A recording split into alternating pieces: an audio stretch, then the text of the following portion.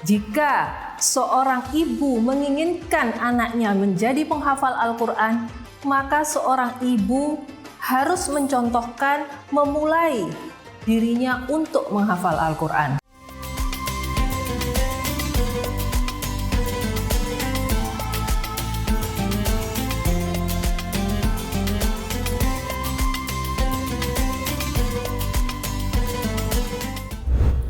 Assalamualaikum warahmatullahi wabarakatuh. Saya Indah Puspitasari.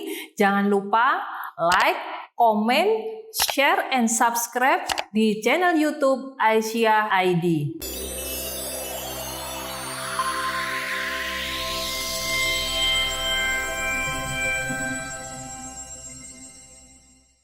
Assalamualaikum warahmatullahi wabarakatuh. Bismillahirrahmanirrahim. Alhamdulillah, la haula wa la quwata illa billah. Sahabat Aisyah ID yang dirahmati Allah, kita sering mendengar sebuah hadis, yaitu baiti jannati, rumahku surgaku.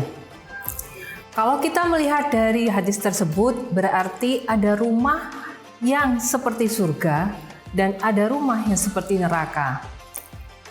Mengapa bisa demikian? Apa syaratnya supaya rumah itu bagaikan surga? Jantung sebuah rumah tangga adalah pada seorang istri. Jika istri bahagia, maka suami akan bahagia, anak-anak 3 kali bahagia. Jika seorang istri marah, maka suami akan marah, anak-anak 3 kali akan marah. Mengapa demikian?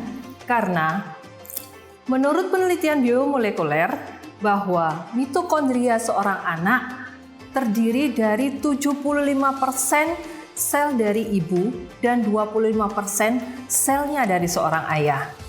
Oleh karena itu, sejalan dengan hadis Nabi Muhammad SAW bahwa hormatilah ibumu, ibumu, dan ibumu. Itu menunjukkan bahwa doa seorang ibu sangatlah mustajabah kepada anaknya. Dan itulah yang menyebabkan karakter seorang anak dipengaruhi oleh ibunya. Jika rumah tangga ingin seperti surga, maka rumah tangga harus didasarkan pada nilai-nilai ketakwaan. Dan itu mulainya dari seorang ibu. Jika seorang ibu menginginkan anaknya rajin sholat, maka ibunya yang harus mencontohkan untuk rajin sholat. Jika seorang ibu menginginkan anaknya menjadi penghafal Al-Quran, maka seorang ibu harus mencontohkan memulai dirinya untuk menghafal Al-Quran. Itu sebabnya seorang ibu harus terus-menerus menuntut ilmu. Tidak hanya di bangku perkuliahan saja kita menuntut ilmu untuk saat ini. Jadi seorang ibu harus bisa menuntut ilmu.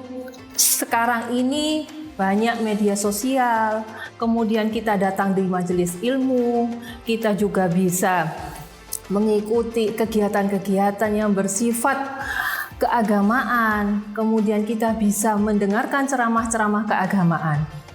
Itu yang menyebabkan seorang ibu terus menambah ilmunya supaya seorang ibu menjadi guru untuk anak-anaknya. Sekarang pertanyaannya, bagaimana supaya seorang ibu ini bahagia? Jawabannya adalah seorang ibu bisa bahagia karena suaminya.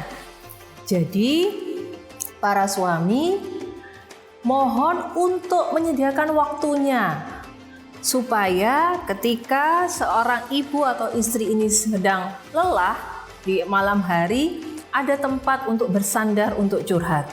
Karena menurut penelitian, jika seorang wanita dalam sehari kurang dari 16.000 kata yang dikeluarkan, maka tidurnya tidak akan nyenyak. Jadi sekarang ada istilah pillow talk.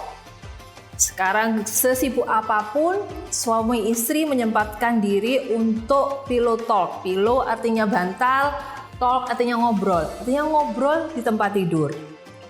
Jadi ketika ngobrol di tempat tidur, istri bisa mencurahkan segala keluh kesah selama seharian penuh, dan suami bisa juga menjadi pendengar yang baik. Itu yang menyebabkan istri bahagia, karena dia merasa diperhatikan, karena dia juga ada tempat untuk bersandar.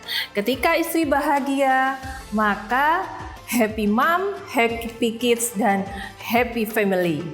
Nasrun minallah wa fatun qarib wa basyiril mu'minin. Assalamualaikum warahmatullahi wabarakatuh.